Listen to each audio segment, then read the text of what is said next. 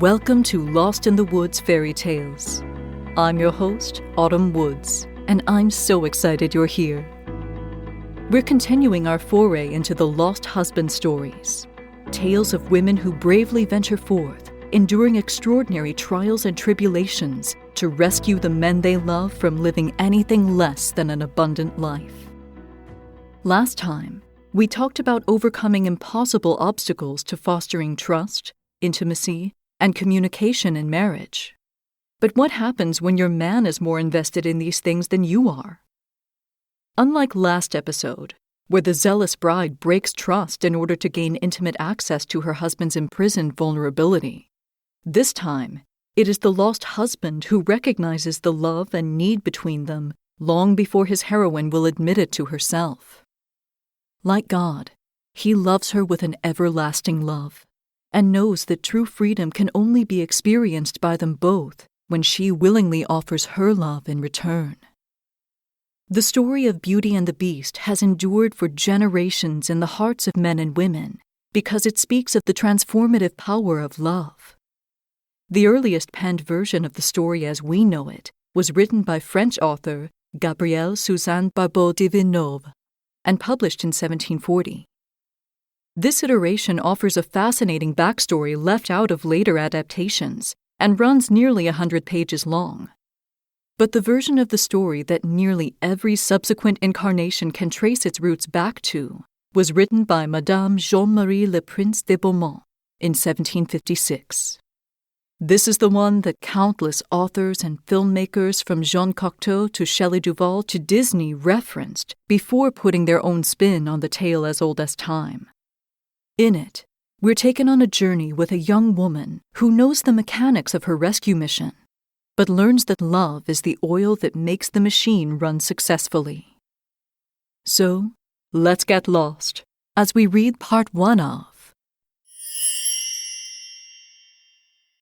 Beauty and the Beast.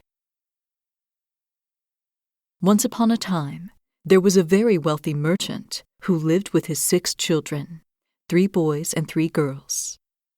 Since he was a man of intelligence and good sense, he spared no expense in educating his children and hiring all kinds of tutors for them. His daughters were all very beautiful, but the youngest was admired by everyone. When she was little, people used to refer to her as the beautiful child. The name Beauty stuck, and as a result, her 2 sisters were always very jealous. The youngest daughter was not only more beautiful than her sisters, she was also better behaved. The 2 older sisters were vain and proud because the family had money. They tried to act like ladies of the court and paid no attention at all to girls from merchant families. They chose to spend their time only with people of rank. Every day, they went to balls, to the theater, to the park, and they made fun of their younger sister, who spent most of her time reading good books. Since the girls were known to be very wealthy, many prominent merchants were interested in marrying them. But the 2 older sisters always insisted that they would never marry unless they found a duke, or at the very least a count. Beauty, as I noted, this was the name of the youngest daughter, very politely thanked all those who proposed to her, but she told them that she was still too young for marriage, and that she planned to keep her father company for some years to come. Out of the blue, the merchant lost his fortune, and he had nothing left but a small country house quite far from town. With tears in his eyes, he told his children that they would have to live in that house from now on, and that, by working there like peasants, they could manage to make ends meet. The 2 elder daughters said that they did not want to leave town and that they had many admirers who would be more than happy to marry them, even though they were no longer wealthy. But the fine young ladies were wrong. Their admirers had lost all interest in them now that they were poor, and since they were disliked because of their pride, people said, "Those 2 girls don't deserve our sympathy. It's quite satisfying to see pride take a fall. Let them play the ladies while tending their sheep." At the same time, people were saying, "As for Beauty, we are very upset by her misfortune. She's such a good girl. She speaks so kindly to the poor. She is so sweet and sincere." There were a number of gentlemen who would have been happy to marry Beauty, even though she didn't have a penny. She told them that she could not bring herself to abandon her poor father in his distress, and that she would go with him to the country in order to comfort him and help him with his work.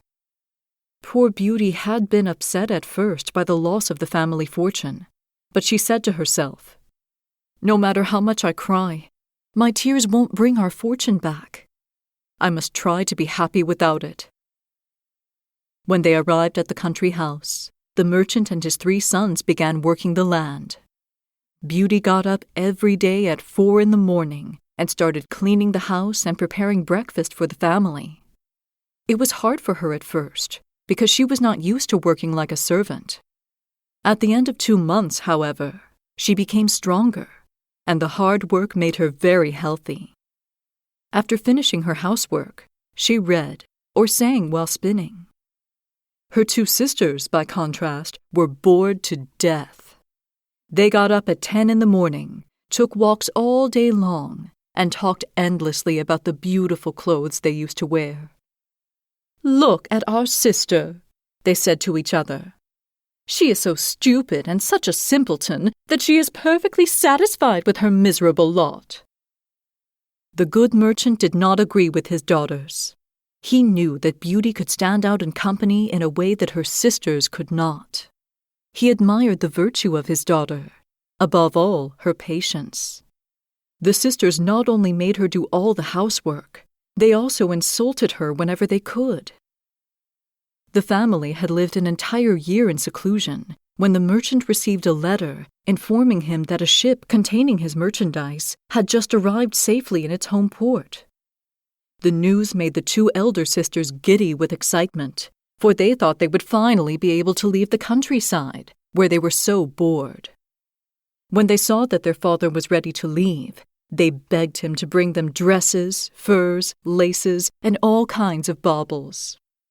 Beauty did not ask for anything, because she thought that all the money from the merchandise would not be enough to buy everything her sisters wanted. "Don't you want me to buy anything for you?" asked her father.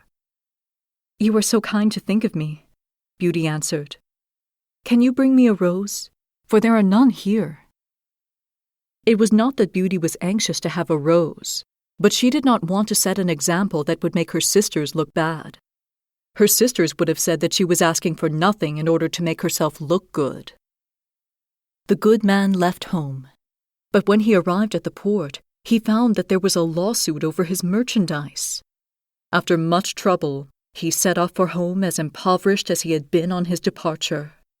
He had only 30 miles left to go, and was already overjoyed at the prospect of seeing his children again, when he had to cross a dense forest and got lost. There was a fierce snowstorm, and the wind was so strong that it knocked him off his horse twice. When night fell, he was sure that he was going to die of hunger or of the cold, or that he would be eaten by the wolves that he could hear howling all around. All of a sudden, he saw a bright light at the end of a long avenue of trees. The bright light seemed very far away. He walked in its direction and realized that it was coming from an immense castle that was completely lit up. The merchant thanked God for sending help, and he hurried toward the castle. He was surprised that no one was in the courtyard. His horse went inside a large open stable, where he found some hay and oats. The poor animal, near death from hunger, began eating voraciously. The merchant tied his horse up in the stable and walked toward the house, where not a soul was in sight. Once he entered the great hall, however, he found a warm fire and a table laden with food, with just a single place setting. Since the rain and snow had soaked him to the bone, he went over to the fire to get dry. He thought to himself, "The master of this house or his servants will not be offended by the liberties I am taking. No doubt someone will be back soon." He waited a long time. Once the clock struck 11 and there was still no one in sight, he could not resist the pangs of hunger, and, trembling with fear, he took a chicken and ate it all up in 2 big bites. He also drank several glasses of wine, and, feeling more daring, he left the great hall and crossed many large, magnificently furnished apartments. Finally, he found a room with a good bed. Since it was past midnight and he was exhausted, he took it upon himself to close the door and go to bed. When he got up the next day, it was already 10 in the morning. He was greatly surprised to find clean clothes in the place of the ones that had been completely ruined by the rain. Surely, he thought to himself, this palace belongs to some good fairy who has taken pity on me.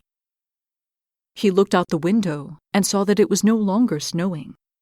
Before his eyes, a magnificent vista of gardens and flowers unfolded.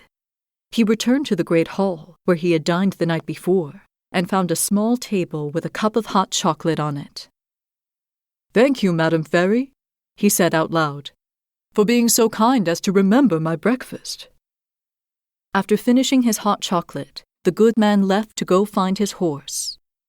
Passing beneath a magnificent arbor of roses, he remembered that Beauty had asked him for a rose, and he plucked one from a branch with many flowers on it. At that very moment, he heard a loud noise and saw a beast coming toward him. It looked so dreadful that he almost fainted. "You are very ungrateful," said the beast in a terrible voice. "I have saved your life by sheltering you in my castle, and you repay me by stealing my roses, which I love more than anything in the world. You will have to pay for your offense. I'm going to give you exactly a quarter of an hour to beg God's forgiveness." The merchant fell to his knees, and hands clasped, pleaded with the beast. "My liege, pardon me. I did not think I would be offending you by plucking a rose for my daughter, who asked me to bring her one or two." "I am not called my liege," said the monster. "My name is Beast. I don't like flattery, and I prefer that people say what they think, so don't try to move me with your compliments. But you said that you have some daughters. I am prepared to forgive you if one of your daughters comes to die in your place. Don't argue with me. Just go. If your daughters refuse to die for you, swear that you will return in 3 days." The good man was not about to sacrifice one of his daughters to this hideous monster, but he thought, "At least I will have the pleasure of embracing them one last time." He swore that he would return, and Beast told him that he could leave whenever he wished. "But I don't want you to leave empty-handed," he added. "Return to the room in which you slept. There you will find a large empty chest. You can fill it up with whatever you like, and I will have it delivered to your door."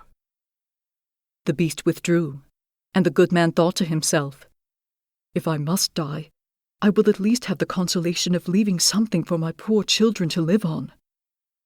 The merchant returned to the room where he had slept. He filled the great chest that Beast had described with the many gold pieces he found there. After he found his horse in the stable, he left the palace with a sadness equal to the joy he felt on entering it. His horse instinctively took one of the forest paths, and in just a few hours, the good man arrived at his little house. His children gathered around him, but instead of responding to their caresses, the merchant burst into tears as he gazed on them.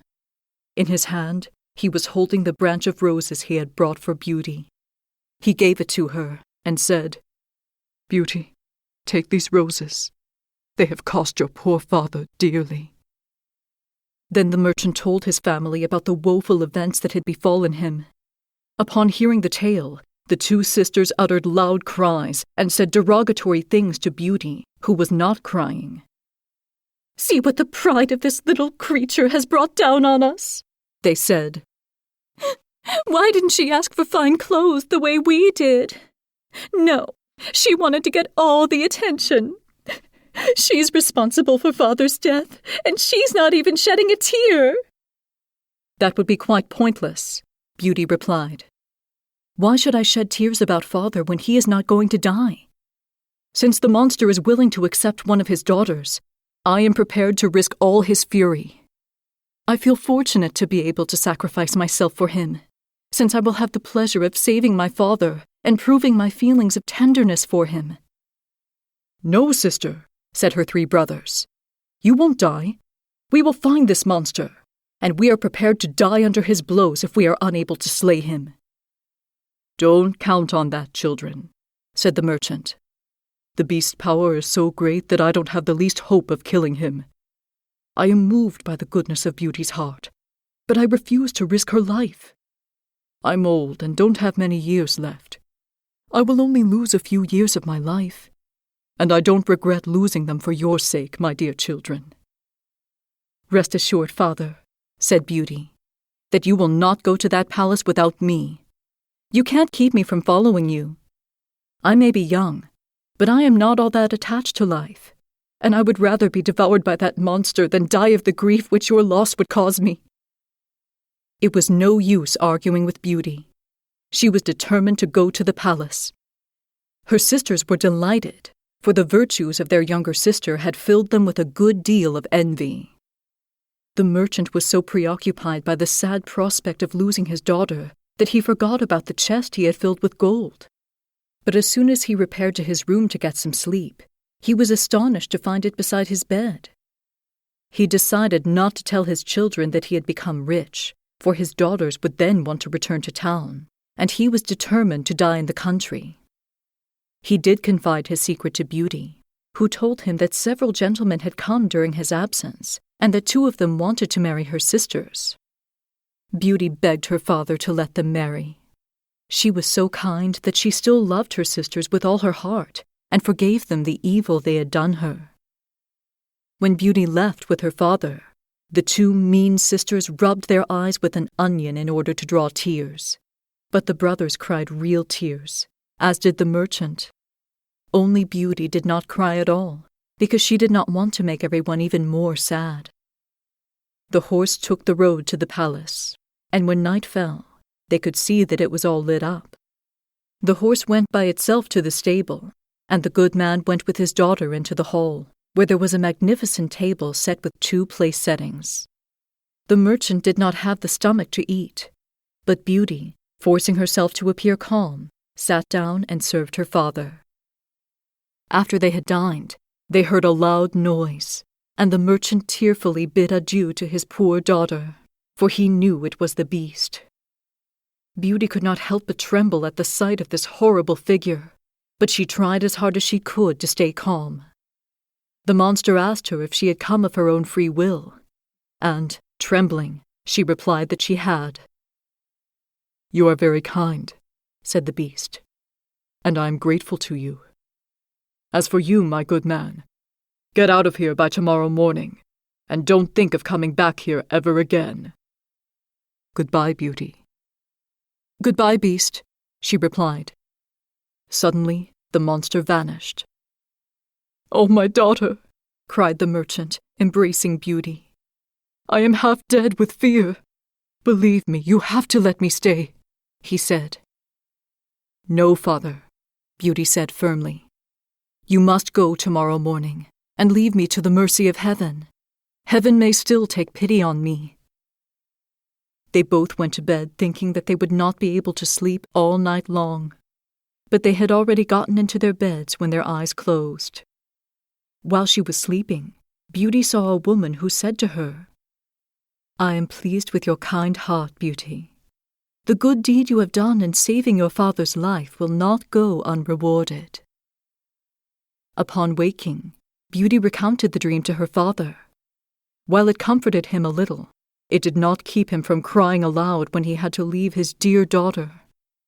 After he had left, Beauty sat down in the great hall and began to cry as well. But since she was courageous, she put herself in God's hands and resolved not to bemoan her fate during the short time she had left to live. Let's leave our heroine here for the moment and get ready for the analysis. The structure will look a lot like something from Season 1, and that's okay. It's supposed to. We'll get to Beast soon enough, but first, we'll need to take a closer look at Beauty. Don't wander away from the campfire. We're about to shed some light on the incredible treasure hidden in Part 1 of this story. We begin, as we so rarely do, with a loving father. This generous man of intelligence and good sense gives his children every opportunity to better their characters and make the most of their gifts and talents, sparing no expense for their education in whatever they could wish to learn. Notice that the opportunities are given to all 6 children, regardless of their gender or dispositions. The merchant does not play favorites. Whether or not they choose to seize the chances he gives them is up to them. God does this with his children as well. He cares about our character development, giving us every opportunity to learn and grow, and become kingdom-minded people who love him with all of our heart, soul, strength, and mind, and love our neighbors as ourselves. Luke 10:27. But it is up to us to freely choose whether or not to take him up on his offers. Beauty does not reject the opportunities her father gives her, demonstrating that she has wisdom, which contributes further to her outward loveliness. Ecclesiastes 8:1 says that a man's wisdom makes his face shine, and the sternness of his face is changed. NKJV. The Message translation says it this way: wisdom puts light in the eyes and gives gentleness to words and manners. So, if you want a spiritual facelift, get wisdom. There is a loveliness about a godly woman that transcends age and physical imperfection, because God's holy character radiates from her eyes and resonates in the gentle timbre of her voice.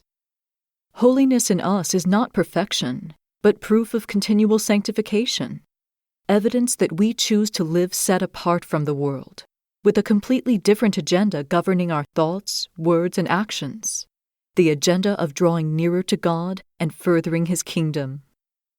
If we seek first the kingdom of God and his righteousness, all these things shall be added to us. Matthew 6:33. And all these things can undoubtedly include enhanced physical beauty. If the liveliness of wisdom changes a pretty woman into a raving beauty, a beautiful woman with no wisdom is like a whitewashed tomb, beautiful on the outside, but on the inside, full of the bones of the dead and everything unclean. Matthew 23:27. Beauty's 2 older sisters fit into this description as perfectly as they do into their ornate gowns. There is nothing wrong with being lovely and having pretty things, as long as they do not take God's place in your heart. But these women have made finery, wealth, and social standing their idols. The voluminousness of their skirts has taken up all the space in the chambers of their hearts and coldly shoved the Lord and his teachings out into the library with their younger sister, who recognizes them for the treasures they are. Remember that in a series of 3, it is the third element that breaks the pattern. In this case, the youngest sibling. While the 2 older sisters flounce about town, pretending to be of higher rank than the merchant class they are born into, Beauty curls up with good books in the study. The elder sisters refuse to speak to their peers or associate with anyone below the aristocracy. But Beauty speaks kindly to the poor with sweetness and sincerity. Treading on the countless proposals strewn at their feet by merchantmen, the wicked sisters despise them in favor of dukes and counts. Beauty, on the other hand, kindly refuses her suitors in favor of caring for her father and continuing to mature into the woman she will become. We will explore the converse side of this later. For the moment, let's focus on the virtuous part.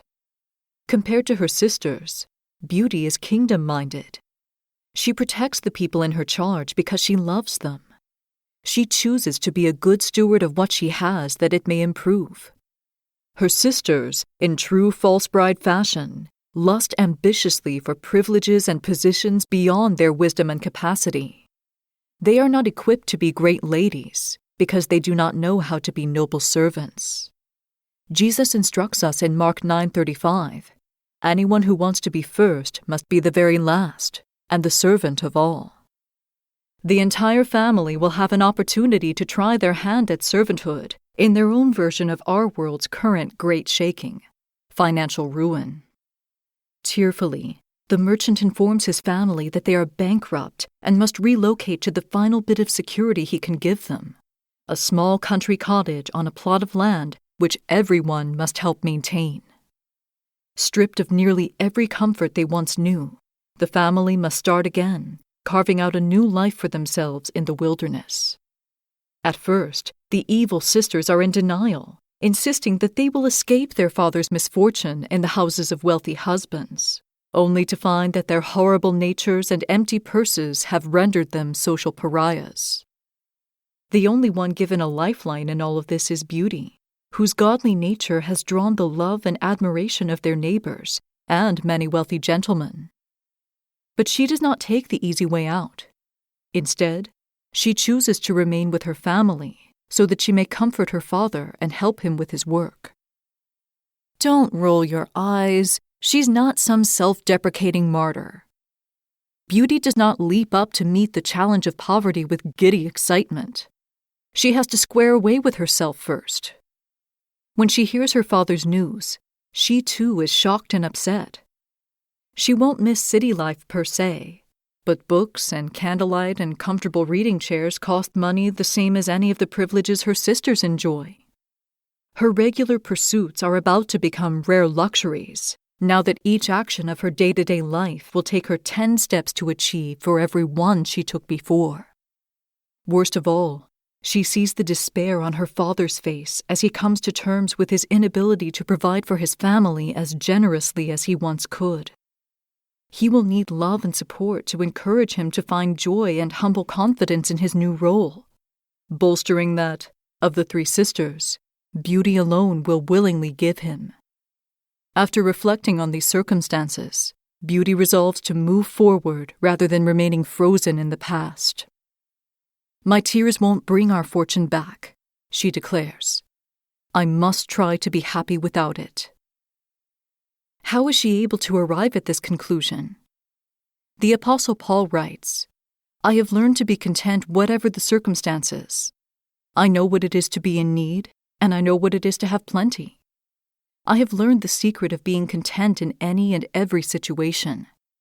I can do all things through him who gives me strength." Philippians 4:11-13. Beauty's inner strength comes from the knowledge that her worth is not tied to her wealth. The attributes and character of God in her equip her to survive and thrive in her wilderness experience. Like Jesus, she is wild adventurousness tempered with a gentle and quiet spirit. She hungers and thirsts for knowledge and wisdom, as evidenced by her voracious reading habits. Each volume she opens is another world to explore, another adventure she gets to experience. Now, like the heroines in her stories, she is being given the opportunity to face down adversity with nothing but the unspoiled contents of her mind and heart, and see what good she can make with them. Whether she is in a manor or a cottage, she is still an intelligent young woman who loves her family, seeks to do the best she can with what she has, and encourages others to do the same. Here in the humble cottage, Beauty and the men in her family discover strengths they never knew they had as they begin to work the land and care for their home. In true Proverbs 31 fashion, Beauty rises early every day to prepare breakfast and give her family the energy and encouragement to get up and get out the door for work. She then cleans the house to give them a restful place to come home to, and spins thread to keep the family clothed and mended. As she works diligently to protect her family and help them become their best selves, Beauty is undergoing the same kind of transformation as the men. Even though the work is hard for her at first, her new circumstances are a welcome test because they give her the opportunity to put actions to her words and beliefs. She feels her body and soul being pushed to their limits and revels in mastering the changes and challenges. She inspires her father and brothers to find joy in their new life as she conquers new tasks and marvels at the pleasure taken in a job well done. God means for us to take joy in the good works He assigns us. Nothing is better for a man than that his soul should enjoy good in his labor. Ecclesiastes 2:24. If you've struggled with or been kept in bondage over the Proverbs 31 woman, let's pause and address that for a moment. I'm not meaning to glamorize domesticity or hold it up as the only proper vocation for women, or even say that you need to knock yourself out with work and never rest. Far from it. Don't look at this chapter as a checklist.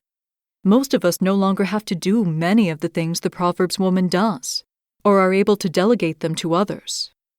Instead, look at the heart behind the way she invests her time. She lives by the adage, see a need, meet a need. Whether the need is in her own home or out in her community, if she can improve the quality of someone's life with the ability she has, she does it with a joyful heart. Following this example, Beauty does the best she can with what she has where she is, and does it gladly. Everyone's joyful task list will look different, but the point is to steward well everything that God has given you, because you are blessed to be a blessing to others. Genesis 12:2-3. With that being said, God also intends for you to have times when you aren't doing anything for anyone else. Instead, you're resting in Him, focusing on Him, and enjoying your blessings. That's why He made the Sabbath, to give us permission to opt out of burnout. Even Jesus had to go off by Himself to sleep and pray and commune with God, refilling His cup so that He could pour Himself out for others later. Proverbs 31:22 tells us that this virtuous woman makes tapestry for herself.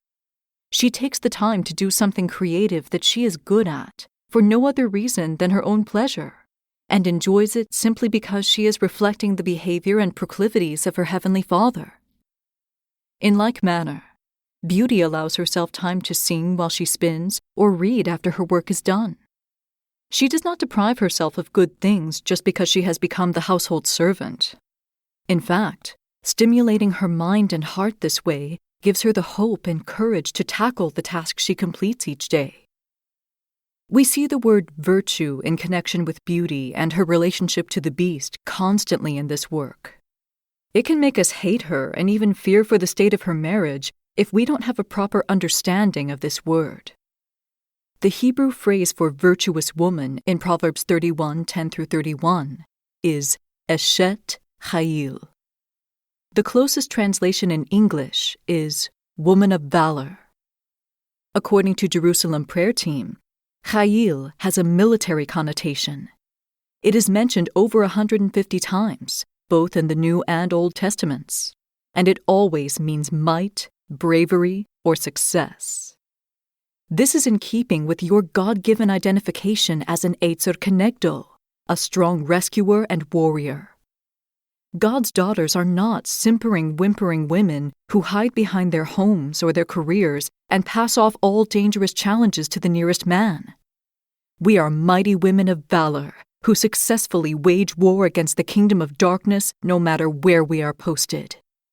We go out and conquer everything that threatens the survival and well-being of those in our charge, from hunger and thirst to disease and ignorance, from despair and bondage to the onslaughts of the enemy himself.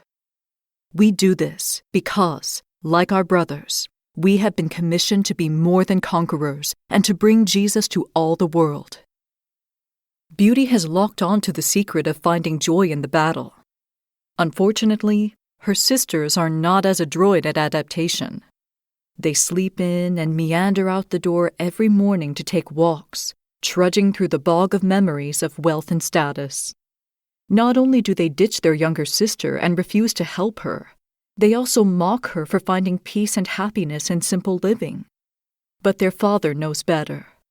He sees the patience and virtue in his daughter that distinguishes her from her sisters. The joy of the Lord is her strength.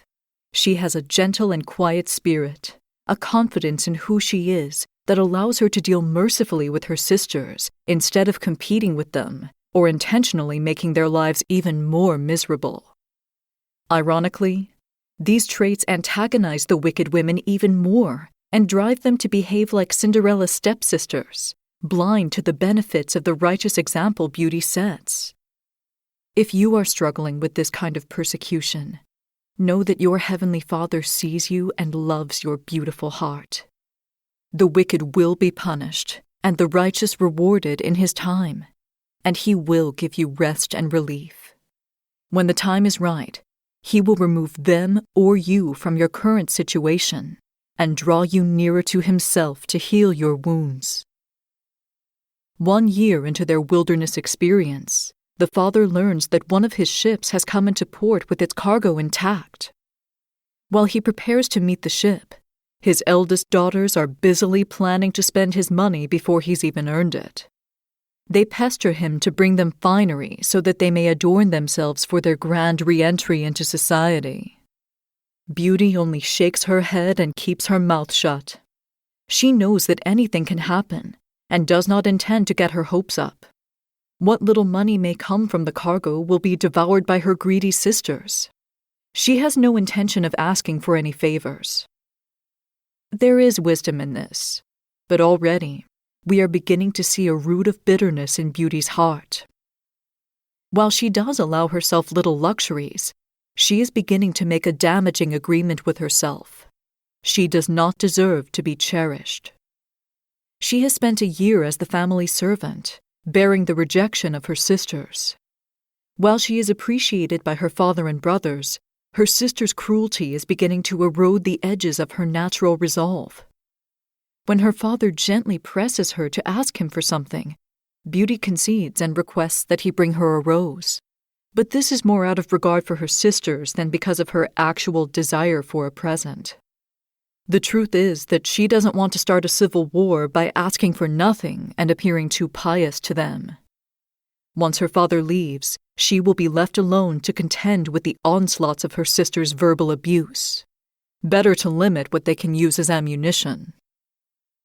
At this point, we have to address what the wilderness experience is meant to do. If you allow it to, it strips you of the false things you once clung to and found solace in, instead of God and the life He designed for you. It sharpens your current skills and senses because there are less distractions. It hones your focus on God and encourages you to draw near to Him. Finally, it equips you with the skills you have yet to develop and will sorely need in the next phase of your life. But if you're not careful, bitterness can creep into the spaces you've emptied out along the way and poison the streams of living water flowing from your heart.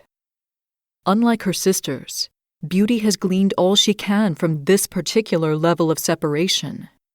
She knows that she can make a good life out of bravery, hard work, simplicity, and familial love. She knows that she can run a home and encourage others. But she has shot past the edge of what she needed to learn from her time in the cottage and crash-landed on the other side with severe heart wounds that she won't acknowledge because there isn't enough room for her own issues with her sister's belligerence taking up all the space in their home. She will need to be moved deeper into isolation, into a new kind of wilderness designed especially for her, before she loses touch with her value and becomes ineffective. Her opportunity arrives with her father's second ruination. After discovering that all his earnings have been garnished in lawsuits, he promptly turns around and heads for home. It is interesting that he must get lost in the woods, because his identity has not been jeopardized by the terrible news. He doesn't need to go questing to rediscover his purpose. In fact, he's excited to go home and spend time with his children. Perhaps it must occur because, out of all of his children, Beauty is the one he does not want to disappoint. She is becoming an independent woman, and there will be little he can provide for her before she takes the next step into adulthood. He cannot heal her wounds, but he can set her on the path to a great adventure, better than any treasure he could have brought home. Notice that Beauty is the only sister who asks for something living as a present, something that does not grow in their new home. A single rose will die in its time, but while it lives, it brings happiness and pleasure to those who see and smell it. And when properly maintained, the bush it grows from may last forever. In her desperation, Beauty has accidentally confessed that what she wants her father to bring her is the chance for a new and abundant life, ever growing and changing, away from the cottage and the servile existence she has assumed. A life in which she can be cherished and loved in return for simply being who she is. Unwittingly, the merchant is driven by her subconscious desire deep into the forest. Pushed off his horse by a blinding snowstorm, he trudges through the darkness, the ominous chorus of howling wolves urging the man on toward a mysterious light in the distance. Discovering that the light belongs to an immense castle, the merchant thanks God for his provision and takes his horse to the well-outfitted stable for relief before entering the vast edifice. When he does, he finds that great preparations have been made for someone to warm themselves by the fire and have an excellent dinner. He does not assume that these things have been done for him and waits patiently to see if anyone will come to greet him or enjoy the comforts of the room. After a decent interval, he makes himself at home, albeit graciously. He sleeps off the cares and cold of the night before and wakes up refreshed and renewed with a new set of clothes. After polishing off a cup of hot chocolate, he thanks the kind fairy whom he assumes presides over the estate and has seen to his needs. We know from the end of the story that he is correct. There is a good fairy who steers the magical mechanisms of the castle and sees that everyone in it is graciously provided for. She is our Holy Spirit figure, giving gentle instruction and encouragement to the castle's inhabitants, including beauty, and showering them with gifts beyond measure. This comparison is further reinforced when we realize that much of what the good fairy does in the story is unseen, as is our counselor and his work, John 14:17. You may be wondering, if the good fairy is in charge, why doesn't she set Beast free? Why doesn't she give Beauty a hint as to what's really going on? The issue is that freedom is not foisted on anyone. It is a gift which must be received and accepted in order to be activated and fully enjoyed. Both Beauty and Beast have made agreements with one form of bondage or another. Just as we are given the freedom to accept or reject salvation and abundant life, they must choose liberation for themselves. As her father prepares to take his leave of the enchanted castle, he comes upon a beautiful rose arbor and innocently plucks a branch of flowers to bring home as a gift for Beauty. Instantly, the Beast breaks on the scene with a terrible roar, charging his ungrateful visitor to beg God's forgiveness for his theft and prepare to meet his end. When the merchant apologizes and explains his motivation, Beast dismisses his attempts at flattery and demands that in 3 days, one of the man's daughters must willingly come to the castle to die in his place. If they are too cowardly to come, the merchant must return himself. This is the first and last act of cruelty to others we see Beast commit. Within moments of issuing this terrible command, he instructs the merchant to return to his room and fill the empty chest there with anything he likes, for the Beast doesn't want him to return home empty-handed. He even offers to deliver the weighty bride price to the merchant's house. Like the prince in East of the Sun and West of the Moon, Beast is not a bad guy. But he has lived with his curse so long that his humanity has begun to retreat behind his animalistic exterior.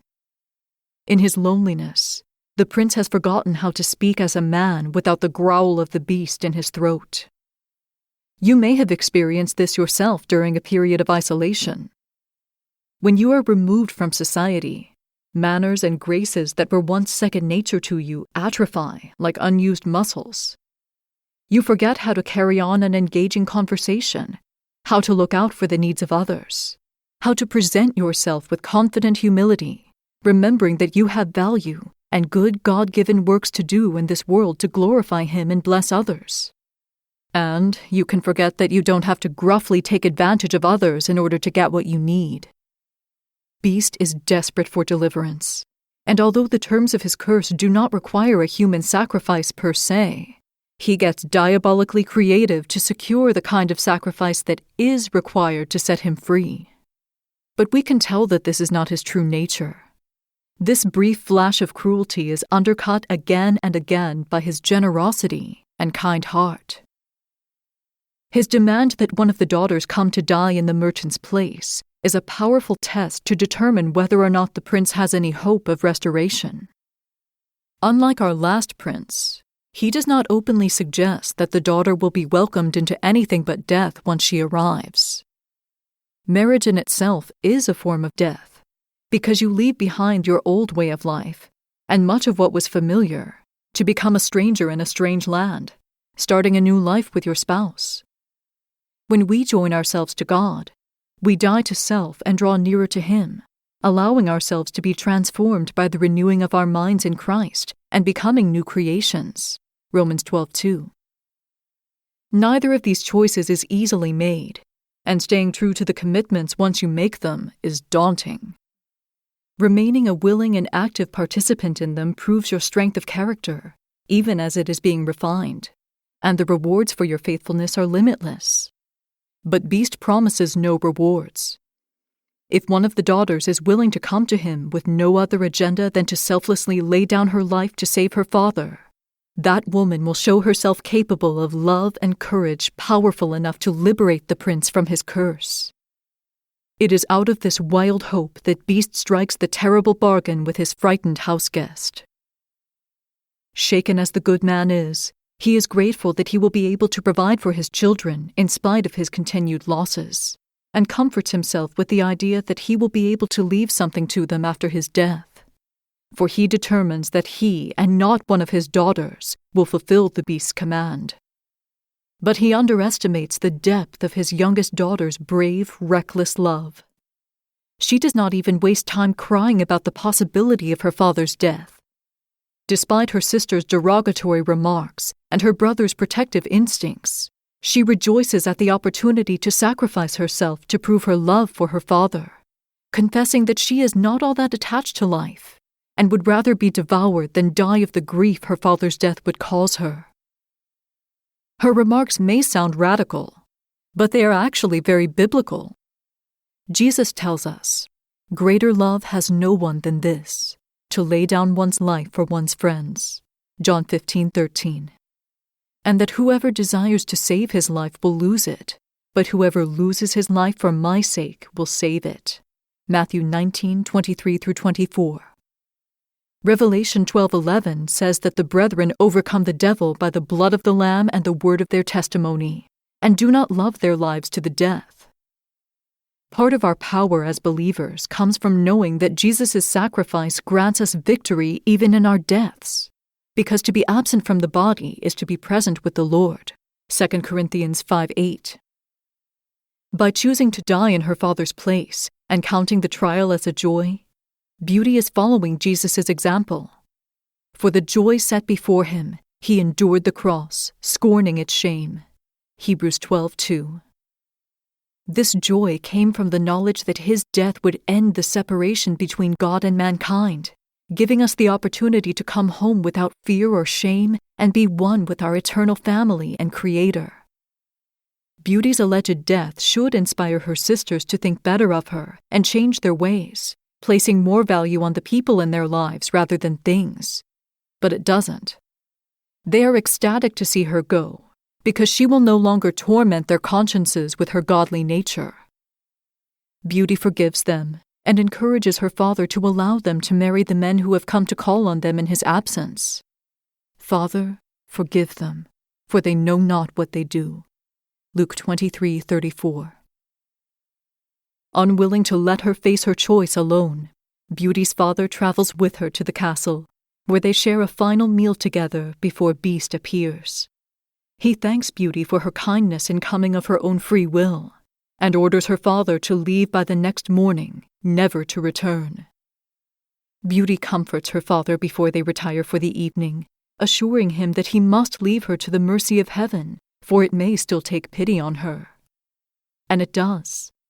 In a night vision, Beauty is visited by our Holy Spirit figure, the Good Fairy, who tells her that she is pleased with her kind heart and that she will be rewarded for what she has done to save her father's life. This is the equivalent of God saying, "Well done, good and faithful servant. You have been faithful over a few things. I will make you ruler over many things." Matthew 25:23. Before this can happen, however, Beauty must be completely isolated from the parts of her past that she has mastered, because she is as sorely in need of redemptive love as her cellmate, and she won't find it if she buries herself in taking care of her home and her family. After tearfully bidding her father goodbye, she courageously puts herself in God's hands and resolves not to bemoan her fate. We'll return to the castle in episode 3 to find out what happens next. Thanks for stopping by. Be sure to subscribe so you never miss an episode, and rate the show on your favorite podcast platform. If you'd like to see what else is going on in the fairy tale forest, or support the show, check out the Lost in the Woods Buy Me a Coffee page. I'm Autumn Woods, and I can't wait to see you on the path next time you get lost in the woods.